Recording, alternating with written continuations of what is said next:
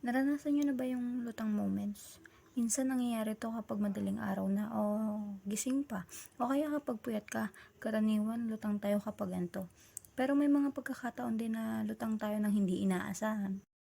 Pumunta ako sa tusok-tusok sa tabi ng school at bumili ng kwek-kwek at kikiam. Nilagyan ko ng sauce.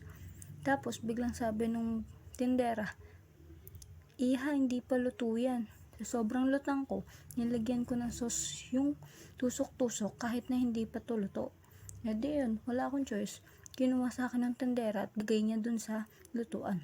At niluto niya. Madaling araw na, pero gising pa kami ng pinsan ko. Pag nasa kanila kasi ako, kahit 12 a.m. na, naliligo pa kami. Inutusan niya akong kunin yung towel niya.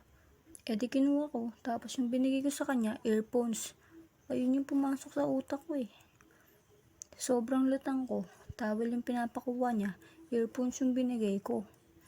Sa mga Pilipino, uso yung anerola na ginagamit sa tindahan o kaya sa kwarto kapag hindi makalabas dahil nasa baba pa yung CR. One time, habang kumakain ako, sa sobrang lutang ko, yung takip ng anerola ay tinakip ko sa kaldero.